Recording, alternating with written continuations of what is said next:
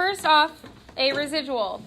A residual is going to be how far the data point is from what we predict it to be. So residual is calculated by taking your actual data point, or your observed, minus predicted. So actual minus predicted. So what I want us to do in our calculator is we're going to actually create an LSRL for our data. So we have an X list and a Y list. So I want you guys to put this in your calculator, an L1 and L2.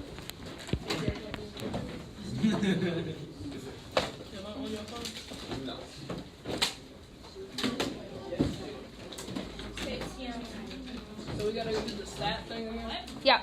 So I want you to create an LSRL. Y hat equals, and our R value as well. So I'm going to give you a minute to do that. Okay, so what do we get? Y hat equals A plus BX. So what is our A value, or y-intercept? Negative 0.0604. So negative 0.06 plus or minus, what's my slope? Plus 1.06.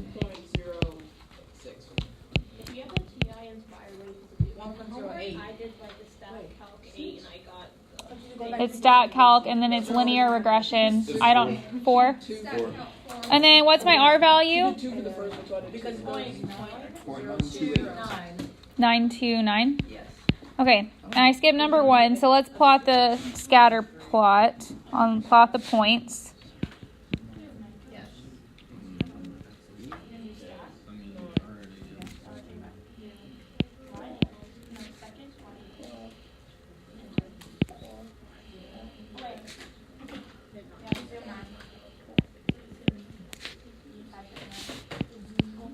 I don't know about you, but that looks like a strong linear positive.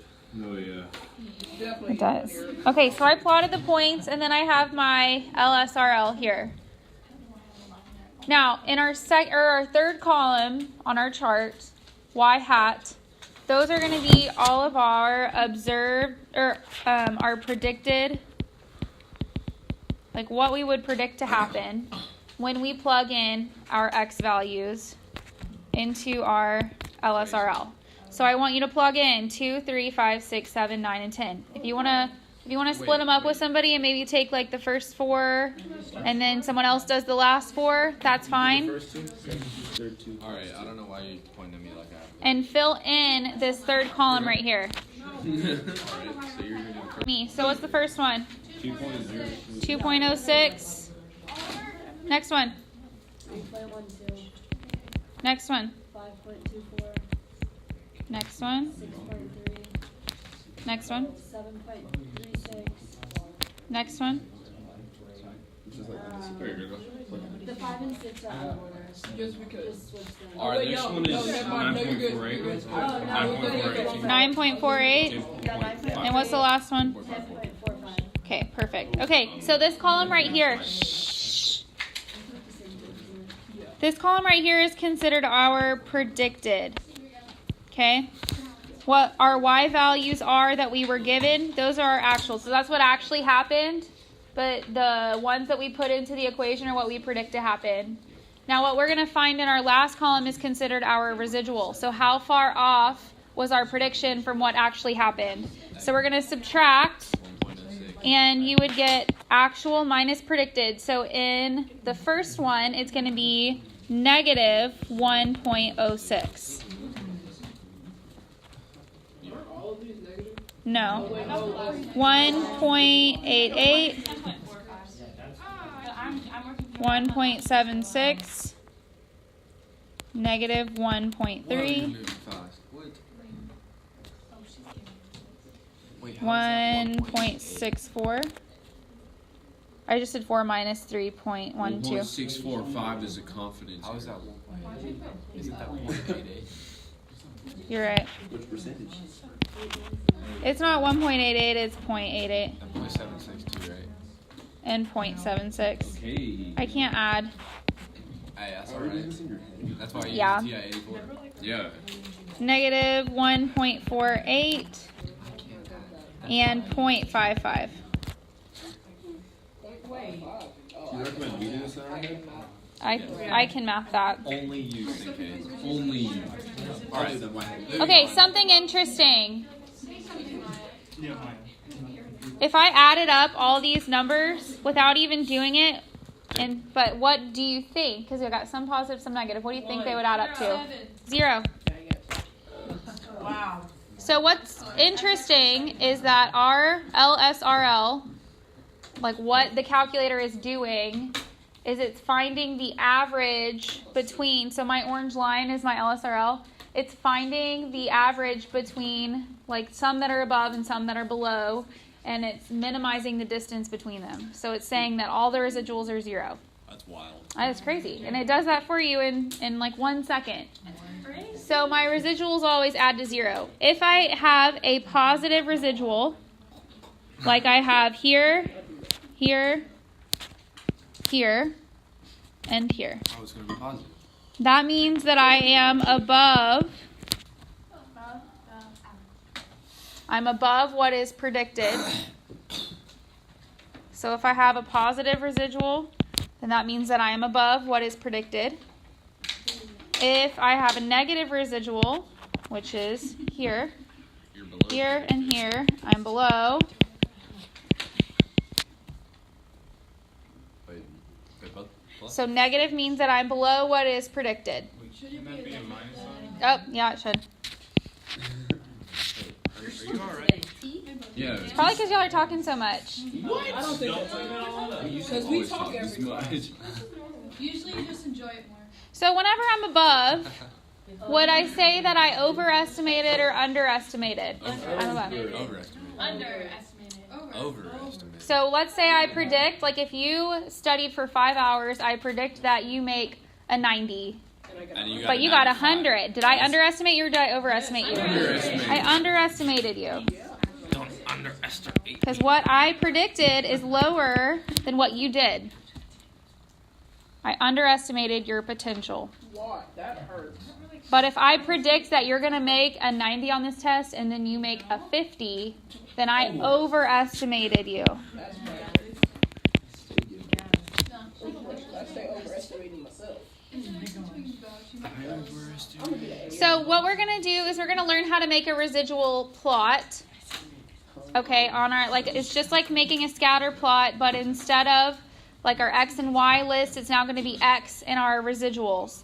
So what I want you to do in your calculator is go to second Y equals,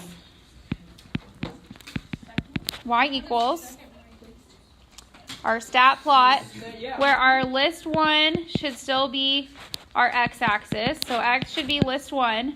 We want our y to be resid. So how to get to that is you're going to hit second stat.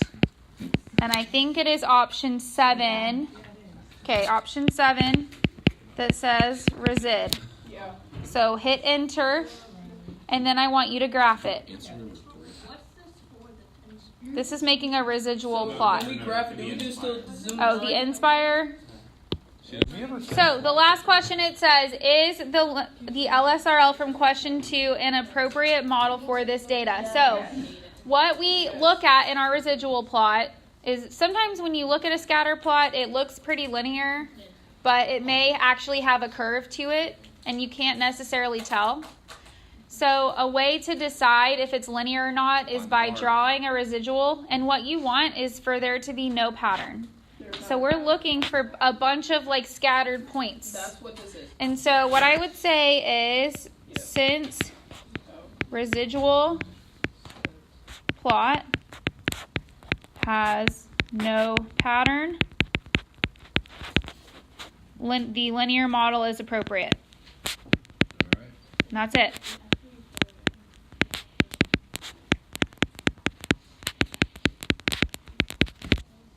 So you may see a residual plot that contains a pattern like this or something. So you would say, since it does contain a pattern, linear model is not appropriate. So pattern Appropriate right now. Not appropriate. Okay, let me copy that down for you. I said appropriate. Say quiet. It's QUI. Joey appears to be growing slowly as a toddler. His height is between 18 and 30 months. Here's our LSRL that it gives me. First off, it doesn't give us all the observed and it doesn't give us all the predicted. And observed is the same thing as saying actual. So if you want to write in actual, you can. Observed and actual are the same. Oh, that's when you just fill it in, right? And then it also gives me the residuals. So what I want to do is fill in the missing pieces. I do know that actual minus predicted is equal to residual. You do need to have that memorized. So go ahead and with your table, fill in the missing pieces, knowing that actual minus predicted equals residual. Oh, okay. Here are the numbers that you should have gotten. If you're solving for the observed or the actual, then what you're doing is you're taking residual plus predicted, right? I'm just adding them together. So to solve for this 82, I just added these together. It's basic algebra, like I'm moving something over. I like algebra. If I'm solving for the predicted, then I'm taking actual minus residual. Oh, that's not what I was doing that. And then if I'm solving for residual, I'm doing actual minus predicted. Oh, look, T. They don't get it now. Yeah, they don't get it now. I'm not gonna get it. It's just algebra 1. Maybe even 3 algebra. Yeah, Katie Blank taught me that. You don't even know her. Perfect.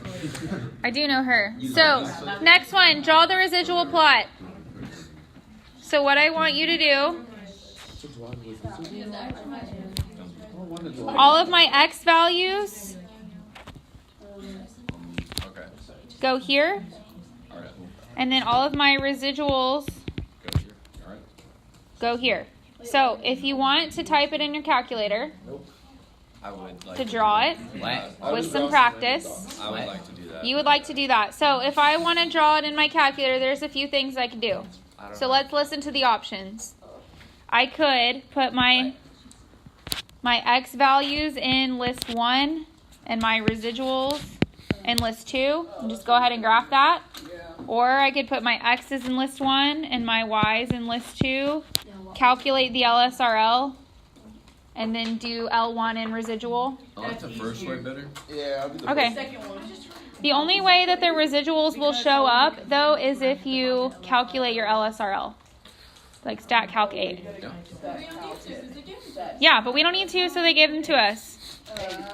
Wait, so we put in the age and height and didn't we? So age and residuals.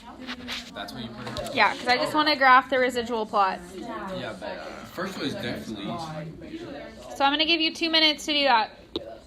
Okay, so what is the number of the y-intercept in this problem? 61.5.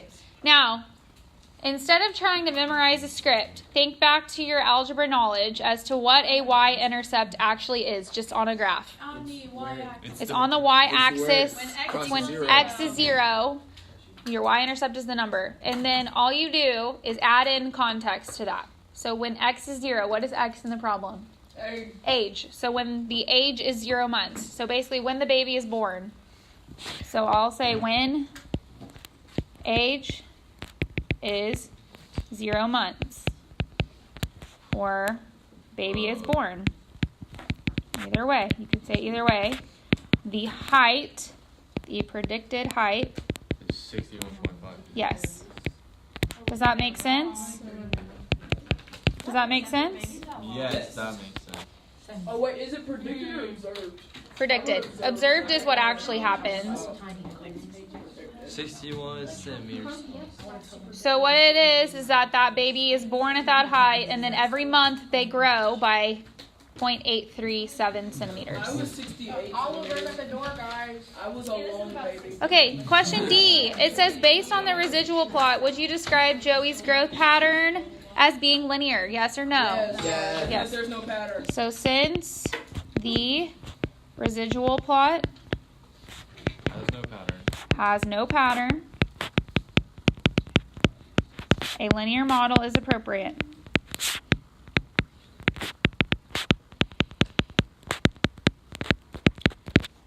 And then part E, predict. So y hat equals 61.5 plus 0.837 times 20. You should have gotten 78.24 centimeters. So make sure that you put centimeters with that, not just 78.24. Or You negative. have to like write out the equation that we used. It does not hurt to show your work. So yes, I would plug it in the equation. We already did it. The following is the regression equation for the effect of streetlights per block on crimes per month. Calculate the residual for a block with 10 streetlights and 1 crime per month. So here is my equation. Can we just plug it into y equals? That's your y. Hold on. So this is our equation, and it wants us to find the residual for this actual occurrence.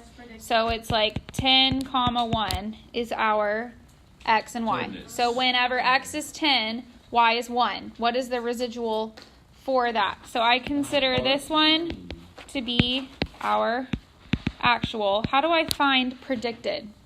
You have to plug it in. What number do I plug in? 10. 10. Okay, so I plug in 10 here.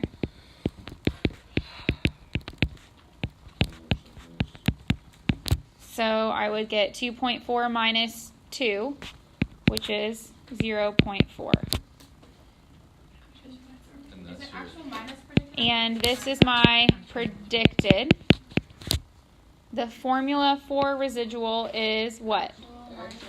Actual minus Wait, predicted. actual?